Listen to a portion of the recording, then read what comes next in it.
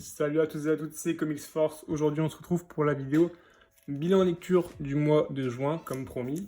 On va donc s'attaquer à toutes mes lectures durant tout le mois de juin.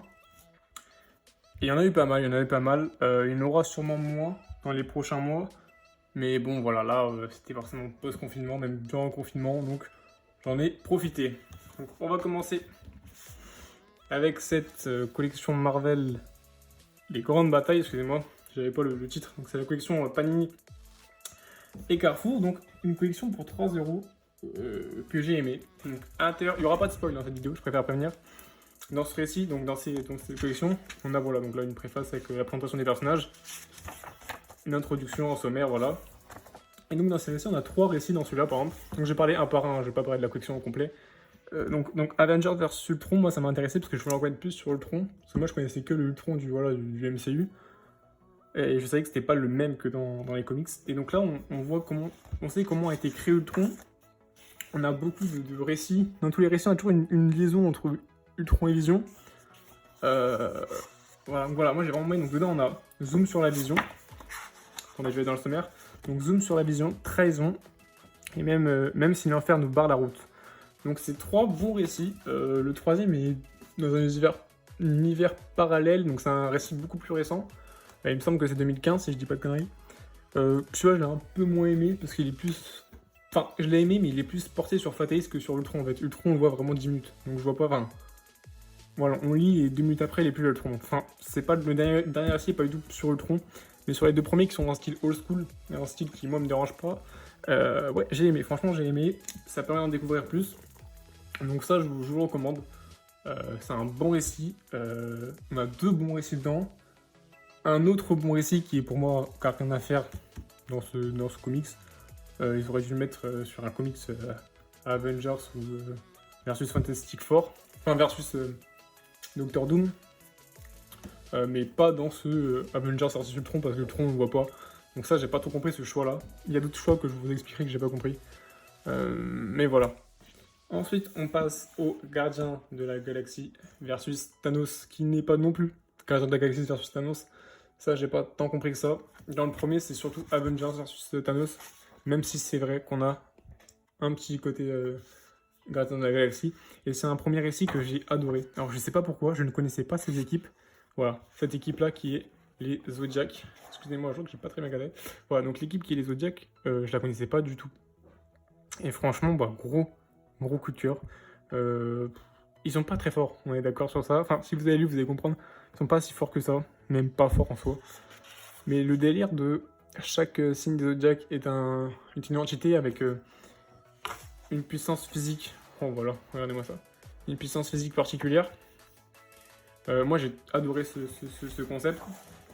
Et donc du coup dedans on a 2 récits il me semble. Je vais regarder dans le sommaire. Il me semble qu'on a, ouais, on a 2 récits. On a donc celui qui est basé sur les Zodiacs, donc qui est Rassemblement. Donc c'est vraiment Avengers versus Thanos. Et on en a un qui est Original Sin. Original Sin, il est très bon aussi. On a deux très très bons récits, très honnêtement. Celui-là, c'est un grand oui. On n'apprend pas tant sur Thanos que ça en fait. En soi, on n'apprend pas sur Thanos. On découvre des récits, mais en aucun moment on en apprend sur Thanos. Du coup, c'est pas pour découvrir le personnage, c'est plus pour découvrir certains récits. Donc celui-là, même si on n'en découvre pas tant que ça sur le personnage de Thanos, moi je vous dis oui parce que c'est 2 très bons récits. Moi j'ai adoré ce comics, plus que Avengers vs Ultron, parce que voilà, même s'il y a des comics, enfin il y a des... Par exemple le premier c'est du popcorn, hein. Le scénario n'est pas poussé à fond, hein, c'est du Thanos, on est toujours sur les pierres de l'infinité, on a un Tesseract à un moment, bon c'est du Thanos, c'est du cosmique, voilà, mais c'est jamais vraiment... c'est jamais du très rechargé, du gros scénario, c'est du bourrin, c'est du popcorn, mais ça fait l'affaire dans ce que c'est. Non, on voit même les doyens de l'univers, les Eternals, il me semble. Donc ouais, franchement, ouais, c'est très bon. Ça, je vous le recommande aussi. Mais vous verrez qu'en fait, à part peut-être 1 ou 2 titres, parce que là, je suis en train de lire Deadpool versus Deadpool, qui lui est bon, en termes de qualité un peu inférieure. Le reste, je vous le conseille. Parce que c'est une bonne collection. Et puis c'est 3 euros, sérieusement, voilà. Comme je le redis, c'est une bonne collection, prenez-la. Mais en tout cas, ces 2 premiers récits, ils sont très bons et j'espère que le reste des récits vont être tout aussi bons. Voilà. Dites-moi dans les commentaires si vous avez lu justement les 10 récits du coup. Ça fait un paquet de lectures, hein. Ça fait, j'avais compté, je crois, c'est 2400 pages, il me semble. Donc ouais, hein, beaucoup de lectures. Mais si vous avez eu le temps de tout lire, dites-moi ça. Ensuite, on enchaîne sur un coup de cœur. Bon, vous l'avez reconnu, hein, tout le monde a eu un coup de cœur pour ce titre, j'ai l'impression. C'est Spider-Man, l'histoire d'une vie de Zdarsky, excusez-moi, et Buckley. Faut savoir que là, je bafouille un petit peu, mais c'est parce que je pars en vacances le 13 juillet, du coup, j'essaye d'enchaîner un peu de vidéos pour pouvoir vous mettre du contenu, même quand je serai pas là. Donc là, on parle de Spider-Man, l'histoire d'une vie, qui est en gros, on retrace la vie de Spider-Man et ses événements marquants du moins, durant toutes les années, donc de 60 à 2010. Et en gros, il vieillit. C'est un personnage qui vieillit. Les ennemis vieillissent. Norman Osborn, par exemple, vieillit aussi. Et du coup, ça nous raconte les récits cultes sous un autre œil, parce qu'il y a la vieillesse, il y a le temps qui avance. On n'a pas tous les récits, évidemment. Hein. C'est 6 chapitres. Hein. Et avec une fin différente, évidemment. À la fin, c'est un chapitre que je ne vais pas vous montrer, qui est très bon, qui est très très bon. Et franchement, le fait de voir vieillir des fois certains personnages, moi c'est, voilà, ça c'est Osborn en Dieu. Je kiffe parce que vraiment c'est, on a voilà une autre facette des héros. C'est très très bien dessiné en plus, ça colle bien, c'est un bon comics, c'est un très bon comics. L'histoire c'est pas tout à fait la même évidemment dans chaque comics. Ça retrace très vite fait, hein, parce qu'évidemment en 20 pages, vous vous dites bien qu'on va pas résumer de base un comics qui va faire, du moins une histoire qui va faire 250 pages quoi. Mais vous voyez là, à partir de là, ça commence à partir de l'année 2000 il me semble, si je dis pas de conneries, c'est l'année 2000, je vais regarder ça tout de suite, ça commence à divaguer on va dire, c'est plus les mêmes, plus tout à fait les mêmes récits. On a Miles Morales, ouais l'année 2000 voilà, on a Miles Morales aussi qui intervient dans ce récit. Ouais, c'est un très très bon récit, c'est bien narré, c'est bien un bon scénario, un bon dessin. Moi je kiffe, moi franchement je kiffe. On a des bons sujets. Là par exemple on parle de Captain America. On voit justement la tournante d'un jeune Spider-Man qui veut justement aller sur le champ de bataille. On voit un Spider-Man qui se dit que c'est sa faute si certaines personnes sont mortes. On voit un Spider-Man qui se dit non. On verra 3 Spider-Man en tout dans ce récit. Un Spider-Man qui voilà, veut un Peter Parker du moins qui veut arrêter sa carrière de super-héros, qui revient, qui a des problèmes, donc oui, qu'il y a de la mort dans ce récit. C'est pas juste Peter Parker contre Kraven ou contre un symbiote, il y a un aspect moral. Voilà, et on voit sa vie de famille aussi. Sa vie de famille qui est très importante. C'est un autre aspect de Spider-Man que j'ai vraiment aimé. C'est plus... Parce qu'en fait, en soi, Spider-Man, on le voit comme l'adolescent qui a du mal à payer ses factures, qui galère dans la vie. Mais là, c'est pas du tout ça. C'est un Spider-Man adulte déjà, qui a une famille, qui a une maison. Donc c'est un autre Spider-Man en soi, même si ça reste Peter Parker. C'est un autre angle de vue que je trouve excellent. Franchement, il faudrait limite faire ça avec tous les personnages, quoi. Ça en deviendrait peut-être lassant. Octopus aussi, on voit Octopus qui est mort. Enfin, qui est mort, non, qui vieillit. Ça viendrait peut-être lassant de voir ça avec tous les héros, mais ça permet de voir un autre aspect du héros. Voir comment il réagit quand il vieillit, quand il devient plus sage. Donc forcément, moi j'ai bien aimé. Donc franchement, avec d'autres héros, franchement, moi j'aimerais voir ça. Avec du Wolverine, avec du Captain America. Il y a tellement d'héros à faire. Donc franchement, ouais, ça je vous recommande. Mais en fait, ça, j'ai pas tant envie de ça de vous parler parce que tout le monde en a parlé. Si vous n'avez pas entendu parler de ce titre, vous êtes dans une grotte. Clairement, c'est un titre qui a vraiment éclaté, qui a fait un buzz fou, dû forcément à son récit exceptionnel dedans. Donc évidemment, ça c'est un gros conseil. En fait, ce que j'ai lu dans ce mois de juin, il n'y a que du bon. Donc ouais, je suis en train de regarder, mais ouais. Il faut savoir qu'il n'y a que du Marvel, à part un titre d'ici, un gros titre d'ici. Ouais, il n'y a que du Marvel du coup, ouais. On dirait que je suis pro Marvel, mais non, hein, je dis autant de Marvel que d'ici normalement, c'est ce que là, c'est vrai que je me suis pas mal attaqué sur du Marvel. Et ensuite, on passe au prochain titre qui est House of X, Power of X. Je préviens, je ne spoil pas. Il y aura 0 spoil. Moi, ça, c'est le TPB anglais, enfin UK.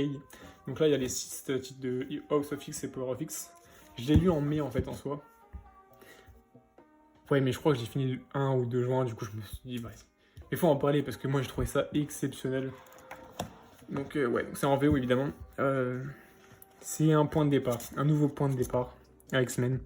Si vous avez jamais lu de X-Men, parce que moi, j'avais jamais lu de X-Men en comics. Et ça m'a permis d'être une porte d'entrée. Donc après ça, il y a Dawn of X, excusez-moi, j'ai du mal à parler, que je vais suivre parce que j'ai trouvé ce récit fou. C'est une nouvelle, en gros, c'est une nouvelle porte d'entrée. Pour faire le résumé, c'est les X-Men ne veulent plus essayer de s'intégrer à la société actuelle. Ils veulent devenir indépendants avec un nouveau, pas continent, mais un nouvel état, un gouvernement pour eux, pour les mutants. En fait, ils veulent se créer une place dans le monde. Ils veulent plus essayer de s'intégrer. Ils se créent une place dans le monde. Ils forcent leur place dans le monde.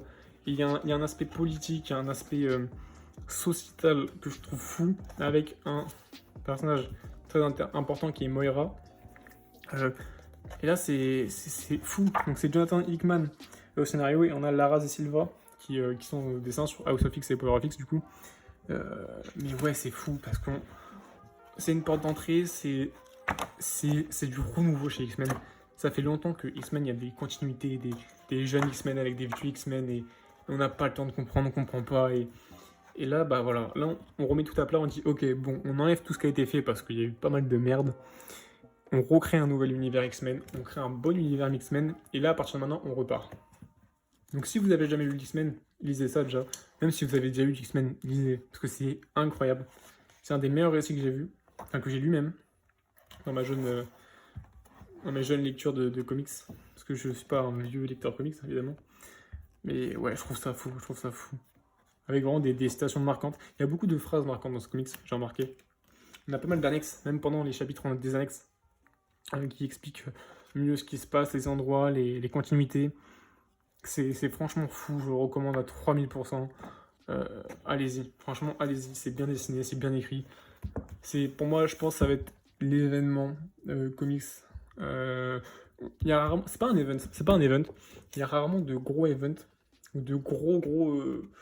Ces dernières années, je trouve qu'il y a plus de gros récits Marvel, très honnêtement. À part, voilà, des fois des one-shots qui sortent, voilà, de Spider-Man, Histoire d'une vie.